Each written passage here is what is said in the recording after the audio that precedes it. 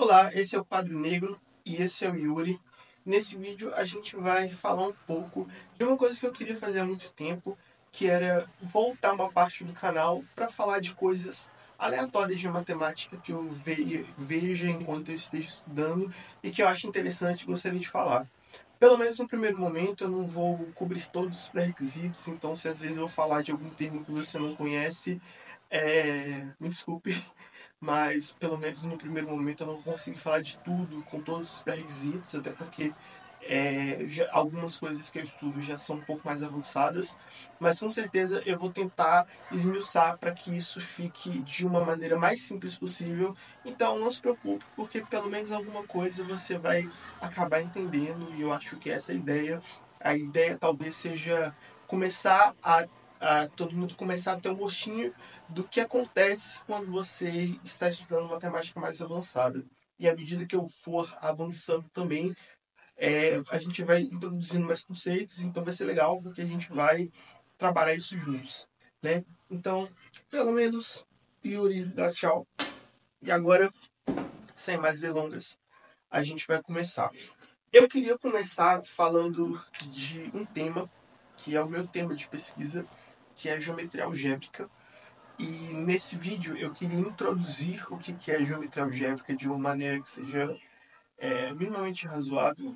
Não vou conseguir falar de absolutamente tudo, mas eu queria pelo menos dar uma ideia de como é que se começam as coisas. Eu vou minimamente me basear nesse livro aqui, Introduction to Schemes, que na verdade não é um livro, são notas de aulas que eu achei na internet que são maravilhosas e eu acabei imprimindo como um livro mesmo, porque vale muito a pena. Esses dois autores, inclusive, têm outras notas de aula de geometria algébrica, álgebra comutativa, então vale a pena dar uma olhadinha depois. Se encontra fácil na internet. Se você pesquisar um dos autores, você encontra. Então, eu gostaria de começar falando de onde que nasce mesmo, qual que é a ideia de onde nasce a geometria algébrica.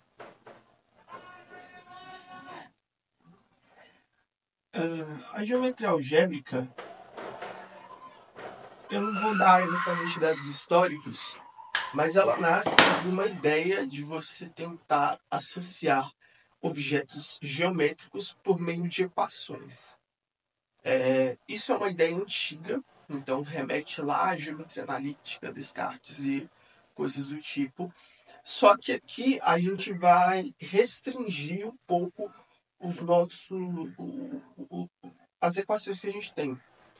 Então a gente vai trabalhar com as equações que a gente chama de algébricas ou polinomiais.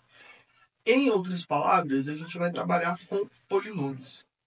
Então, por exemplo, vamos supor que a gente está no plano, no R2, certo? Então a gente está aqui. A gente sabe caracterizar um vetor aqui, um ponto aqui com as coordenadas x e y dele. Certo.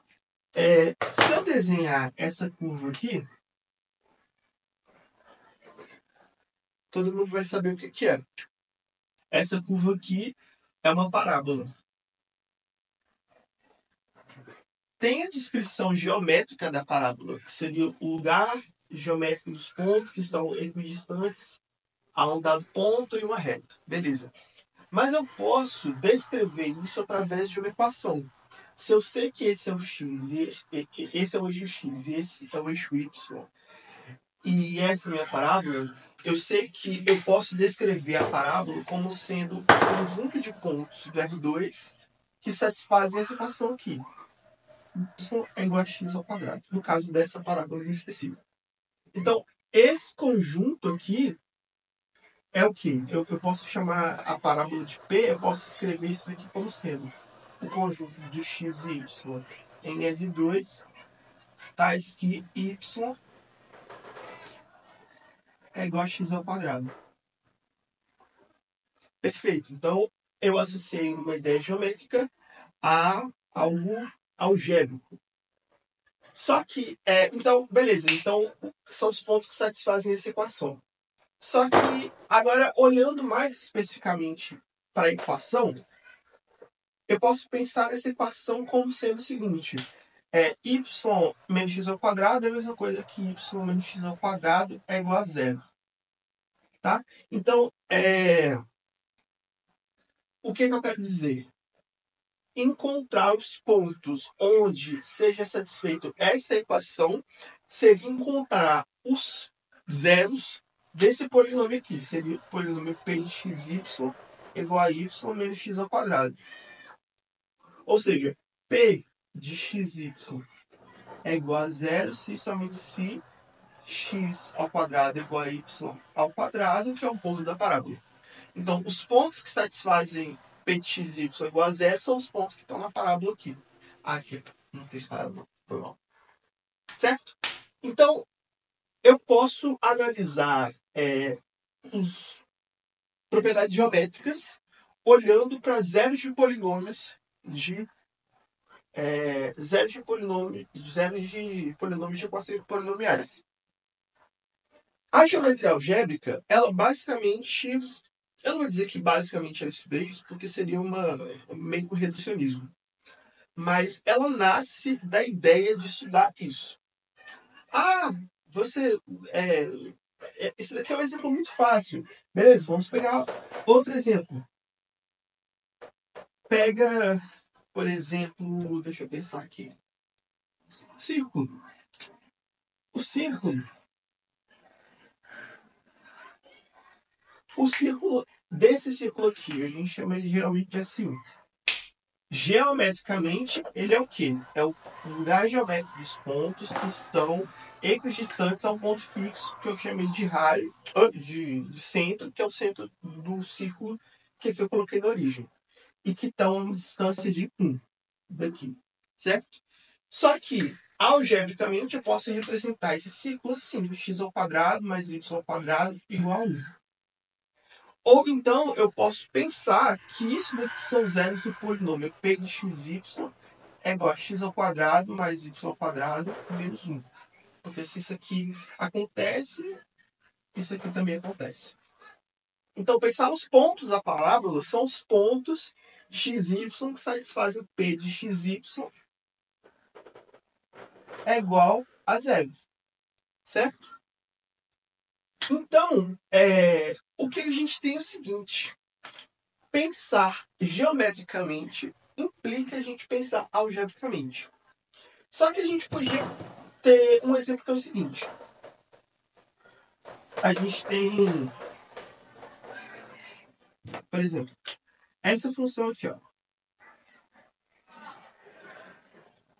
Sendo y é igual a seno de x. Isso também dá um conjunto de pontos, isso dá uma curva, isso tem uma interpretação dessa curva aqui. Só que isso daqui, seno de x, não é um polinômio.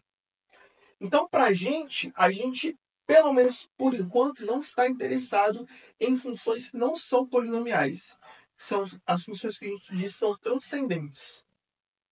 Por que elas são transcendentes? Isso vem de uma ideia de que as funções polinomiais, elas são as funções mais básicas que a gente tem. Porque polinômio, ele é basicamente o seguinte.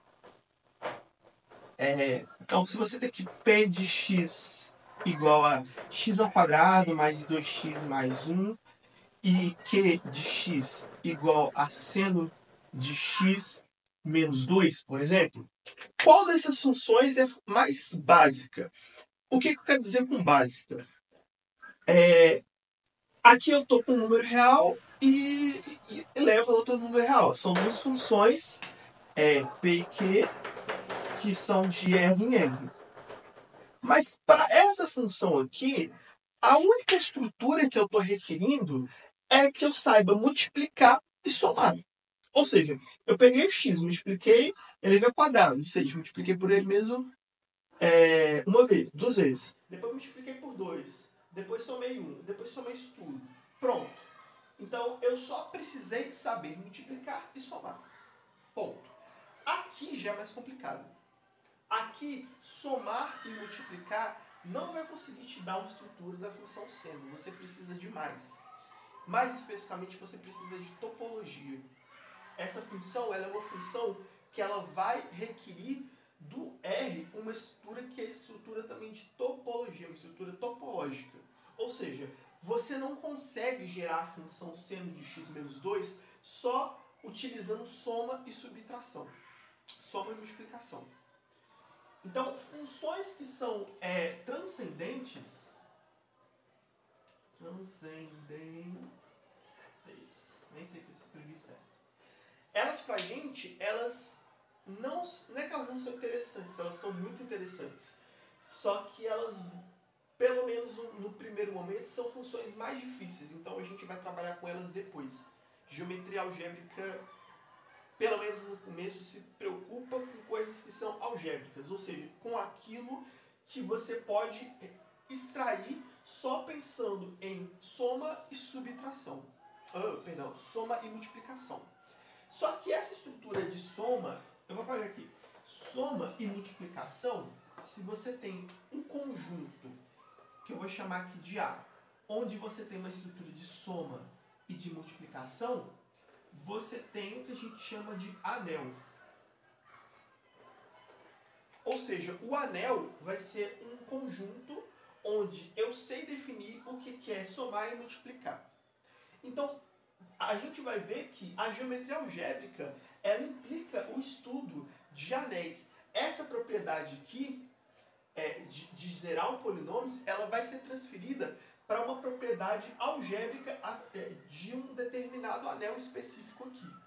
Ou seja, eu vou conseguir associar a esse conjunto de zeros desse polinômio aqui uma estrutura algébrica, ou seja, uma estrutura onde eu consiga somar e multiplicar, tal qual eu consigo fazer com os números reais, de uma certa maneira que isso daqui, que a estrutura algébrica, propriedades algébricas desse anel, implique em propriedades geométricas do conjunto de zeros que o polinômio define. E aí, se você quisesse estudar conjunto de zeros de funções, como por exemplo y é igual a seno de x, é um pouco mais complicado você associar isso a um anel. Justamente porque aqui você precisa de muito mais propriedades dos números reais para conseguir gerar esse cara aqui. Ao passo que esse daqui é muito mais fácil. Então esse foi o startzinho inicial. Vou continuar falando, mas esse é o primeiro vídeo só porque as vozes da minha cabeça falaram muito e disseram para eu poder fazer esse vídeo. Então, tô aqui fazendo o que elas mandam depois de tomar um cafezinho. Espero vocês no próximo vídeo. Valeu!